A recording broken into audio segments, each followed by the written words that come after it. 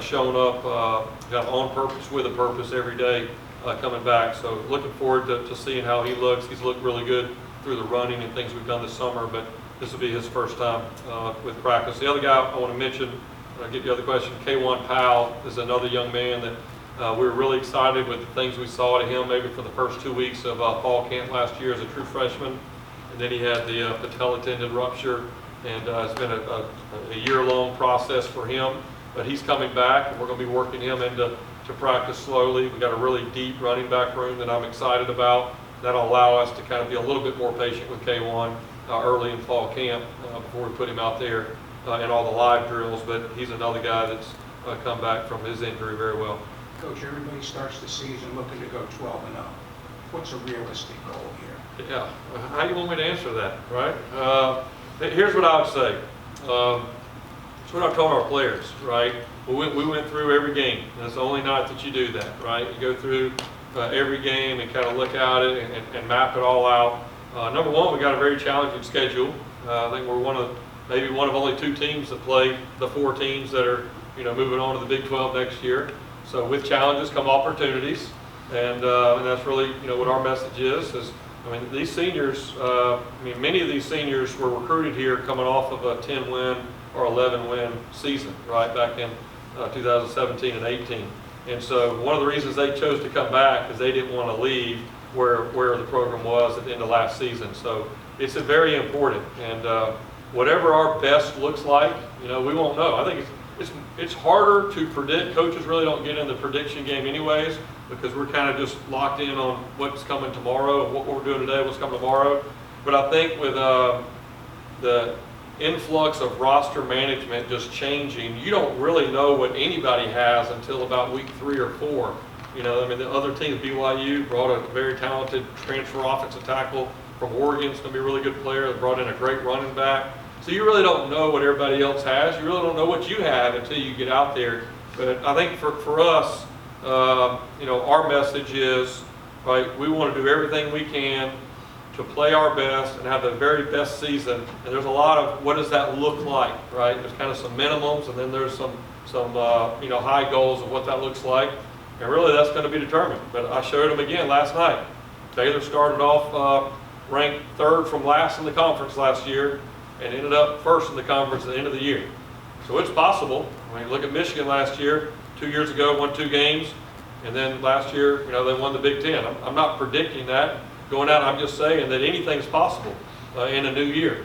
And you go back to a lot of our games outside of 1 or 2, we were right there. And we kind of revisited some of those tough situations from last year, just to know, hey, it's a game of inches, and there's a couple plays that we did not finish, and we're not going to finish them this year just because we want to whenever we get in the situation again.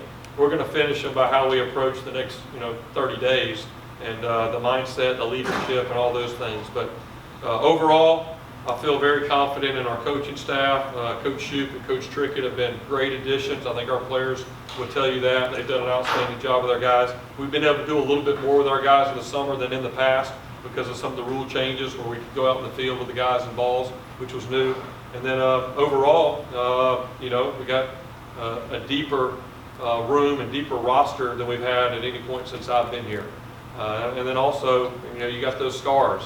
And I think I've said before, and I've talked to the guys a little bit, sometimes you have to go through it before you can get to it, right? I just kind of shared some of my previous examples, right? Us as coaches, we just kind of lean on our past and memories and learning lessons.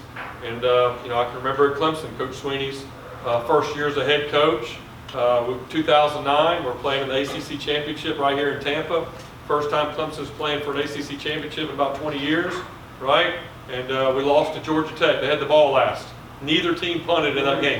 No punts, right? And I remember after that game, and we were dejected. This is our chance to win an ACC. Were we ever going to get back?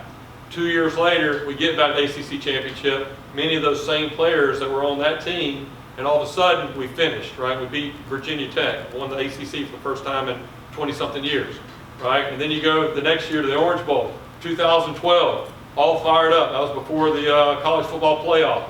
BCS, Orange Bowl for the ACC. Clemson hadn't been to the Orange Bowl in 20 years. We're so fired up. We're so excited as coaches. We took the team down there 4 days early and realized that was not a good plan to be there for 9 days. But we got embarrassed, right, by West Virginia, 70-33, right? Just absolutely one of the most, I mean, that's a hard locker room. That hurts, right? But you know what? 2 years later, we showed back up at the Orange Bowl with really the same team, right? We beat an excellent Ohio State team, right? And then a year later, 2 years later, we go to the national championship. This is what we've been building for the entire time under Coach Sweeney, that we're kind of building these blocks and working our way there. We're out there in Phoenix, we're playing Alabama, back and forth, you know, and Bama wins.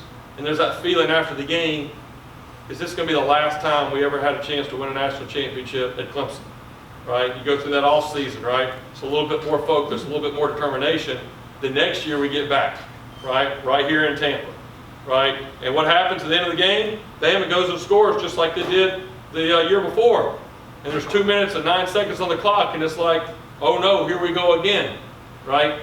But that grit, that determination, when Deshaun and that offense went out there and had to go whatever it was, 79 yards maybe in 2 minutes and 9 seconds, in the back of their mind, they remembered the year before, right? So that for me is kind of what I feel with this team, is some of the adversity and the tough things that these guys have been through. Man, they take that with them to propel them to make sure that each and every day they're attacking the day the right way.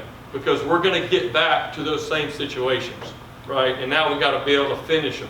And that's really what this season is all about, is finishing those close games, those opportunities.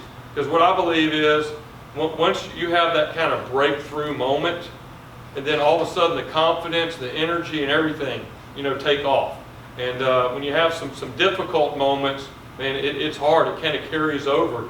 And I've seen that. This is that season for that to turn for us, and then it kind of carries that momentum out. So that's just kind of giving you a little bit of overall kind of mindset of really where this team's been since January, but really where we are as we kind of get ready for the season.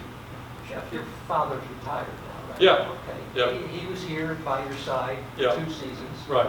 including the difficult COVID first Sure. season you had. Did you consider bringing in a veteran voice? I know you have Coach Shoup, obviously a wealth of experience, to, you know, maybe Right. serve in a similar capacity. Yeah, I did, and I failed to maybe mention that in my opening comments, but we brought Chad Morris in maybe last month. So Coach Morris, I've known Coach Morris for a good while. He came to Clemson in January, I believe, of 2010. And we were just finishing Coach Sweeney's second year at Clemson. We went 6-7, just lost to South Florida in the bowl game. A lot of questions. We hadn't played very well offensively in Coach Sweeney's first 2 years there. I brought Chad Morris over from Tulsa, where he was the OC for 1 season. And then we won 10 games the next season. And Coach Morris was our OC for 4 years. And I tell people all the time what I learned about wide receiver play and how to be a wide receiver coach and develop receivers, I learned from Coach Sweeney. And obviously a lot of things as far as being a head coach. But really what I learned about our offense and what we're doing, I learned from Coach Morris over those 4 years when he was our offensive coordinator.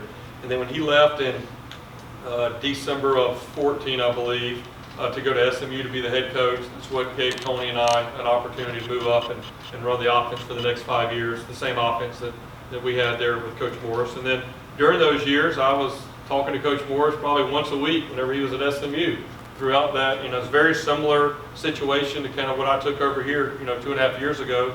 SMU won 0 games maybe the year before he got there. His first year they won 1. The next year I believe they won 5. And his last year they won 7.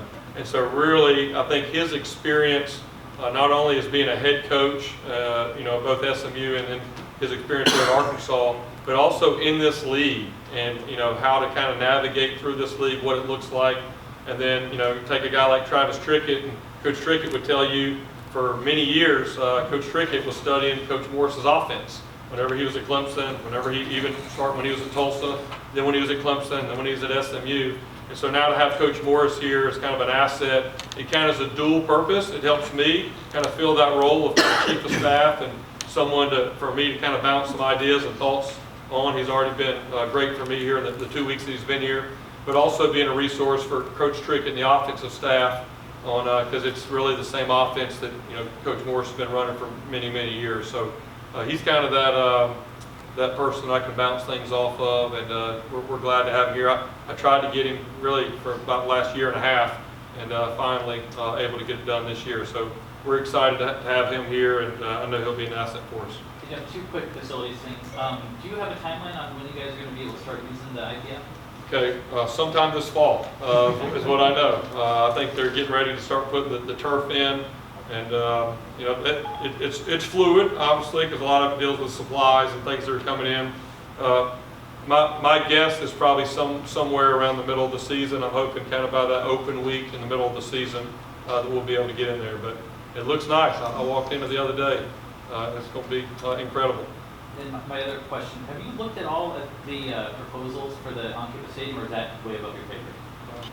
Well, the decisions is way above my pay grade. Yes, I definitely have looked, and Michael Kelly, our athletic director, and Jay Stroman, who's helping with a big part of that as our head of the foundation. They keep me in the loop on what's going on and kind of where we are.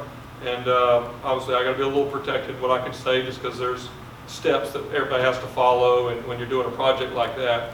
But the big thing I want our fans to know is it's going to happen.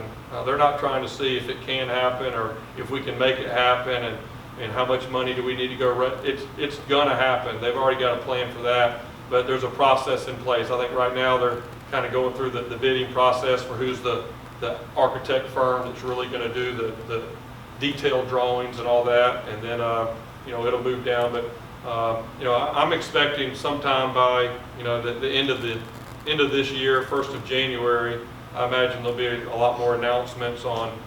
I don't know if they'll have pictures and all that by then, but I'm very excited about everything that I've seen and heard.